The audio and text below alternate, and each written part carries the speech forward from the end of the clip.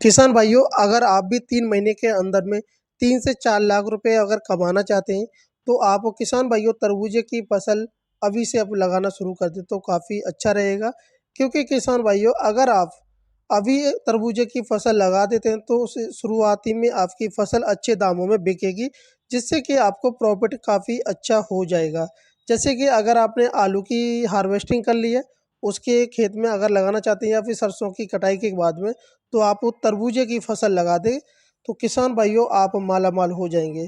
जय हिंद किसान भाइयों, मैं हूं आपका दोस्त विजय और आप देख रहे हैं अपना यूट्यूब चैनल वीएन फार्मिंग।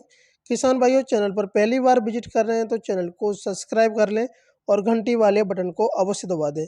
किसान भाइयों, आज की वीडियो में आपको तरबूजे की उन्नत संपूर्ण जानकारी मिलने वाली है। वीडियो को एंड तक जरूर देखें जिससे कि आपको पूरी जानकारी मिल सके। साथ ही में किसान भाइयों, अगर वीडियो आपको अच्छी लगे तो वीडियो को लाइक कर दें और शेयर कर दें। अगर आपका कोई सवाल है खेती से रिलेटिव तो आप हमें कमेंट करके पूछ सकते हैं किसान भाइयों। सबसे पहले अगर हम बात करें कि तरबूज की फसल लगाने में हमें कौन-कौन से फर्टिलाइज़र यूज़ करने चाहिए और उसके लिए वातावरण कौन-सा चाहिए होता है? और साथ ही में किसान भाइयों, कौन-कौन सी हम मिट्टी में अगर लगाते हैं तो ज़्यादा उत्पादन मिलता है? तो किसान भाइयों, बात करेंगे भूमि और जलवायु की। तो भूमि की बात करें तो मध्यम काली, रेतीली दोमट मिट्टी, काली दोमट मिट्टी में आप आराम से एक तरबूजे की फसल को लगा सकते हैं। वहीं पर तरबूजे की फसल के लिए किसान भाइयों गर्म व शुष्क जलवायु की आवश्यकता पड़ती है। तापमान की बात करें, जब आप बिजाई करेंगे तो उस समय किसान भाइयों कम से कम 15 डिग्री सेंटीग्रेड तापमान होना चाहिए और ज़्यादा से ज़्यादा 35 चला जाता है 38 तो कोई दिक्कत इस फसल के लिए नहीं होती है। किसान भाइयों, तरबूजे की फसल का जो उन्नत समय होता है जनवरी से स्टार्ट हो जाता है, मार्च के एंड तक आपको बिजाई कर सकते हैं। अगर आप मध्य वर्ग में समय में जैसे फरवरी महीने में अगर आप लगाते हैं तो किसान भाइयों हो आपको मंडी में रेट काफ़ी अच्छा मिल जाएगा। क्योंकि आपकी फसल सबसे पहले पहुंचेगी तो उस समय प्रोडक्शन ज़्यादा नहीं निकल पाता है, जिससे मंडी में रेट काफ़ी अच्छा मिल जाता है। वहीं पर किसान भाइयों खाद व बेसल डोजों की बात करें प्रति एकड़ में कितना हमें खाद की आवश्यकता पड़ती है, कौन-कौन से हमें फर्टिलाइज़र यूज़ करने चाहिए। किसान भाइयों, अगर आपके पास में जैसे गोबर की खाद अवेलेबल है तो आप कम से कम किसान भाइयों 1 से 2 ट्रॉली गोबर की खाद डालें। अगर आपके पास ज़्यादा है तो 3-4 भी डाल सकते हैं प्रति एकड़ की दर से। इससे क्या होता है किसान भाइयों, गोबर की खाद से आपके खेत में उर्वरा शक्ति बढ़ जाती है, तो आपकी फसल में ज़्यादा प्रोडक्शन देखने को मिल जाता है। अगर आपके पास में गोबर की खाद अवेलेबल नहीं होती है तो आप कुछ रासायनिक खादों का प्रयोग भी कर सकते हैं किसान भाइयों। किसान भाइयों, 250 से 300 ग्राम आप नीम खली लेंगे और 30 किलोग्राम फास्फोरस, 30 किलोग्राम पोटास और वहीं पर 40 किलोग्राम आप नाइट्रोजन का प्रयोग करेंगे प्रति एकड़ की दर से।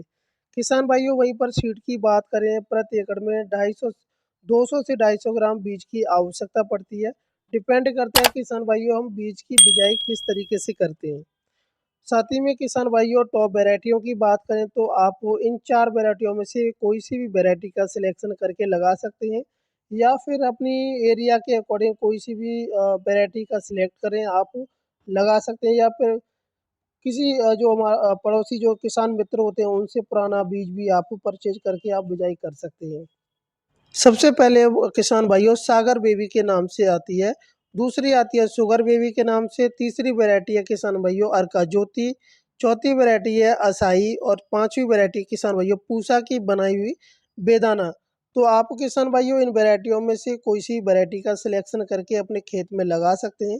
वहीं पर किसान भाइयों बात करते हैं हमें बिजाई किस तरीके से करनी चाहिए, खेत की तैयारी किस तरीके से करनी चाहिए। किसान भाइयों, जैसे कि अगर आप आलू की हार्वेस्टिंग की बात करना चाहते हैं तो अपने खेत में पहले चेक कर लें कि आपके खेत में नमी कितनी है। अगर नमी की कमी है तो किसान भाइयों सबसे पहले आप सिंचाई करेंगे, उसके बाद में आप हैरो और कल्टीवेटर की सहायता से खेत को तैयार करेंगे। साथ ही में किसान भाई जब खेत की तैयारी करेंगे उसी समय आपको सारे फर्टिलाइज़र का प्रयोग करना है, जैसे गोबर की खाद हो गई, नीम की खली हो गई, फास्फोरस हो गई, पोटास, नाइट्रोजन। इन खादों को खेत में हाथ से बिखेर के उसके बाद में आपको जुताई करा के पाटा लगा के छोड़ देना है।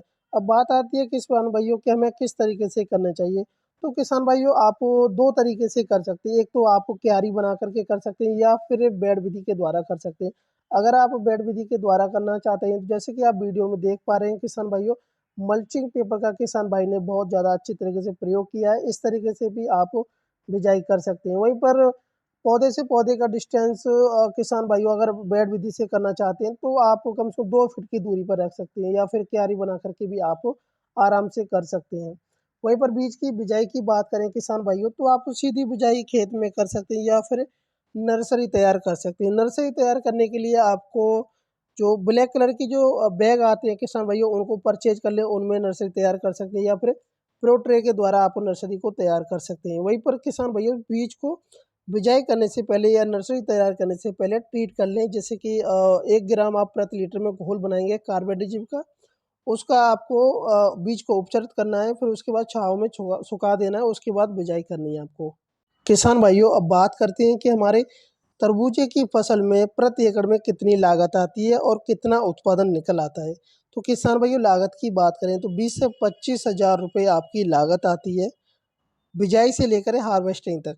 किसान भाइयों उत्पादन की बात करें, अगर आपके खेत की उर्वरक शक्ति अच्छी है तो 300 से 320 कुंटल आप प्रति एकड़ की दर से निकाल सकते हैं। वहीं पर रेट की बात करें किसान भाइयों, अगर आप सही समय पर हार्वेस्टिंग कर लेते हैं तो कम से कम किसान भाई आपको 10 रुपये प्रति किलोग्राम की दर से आपको रेट मिलेंगे मंडी में।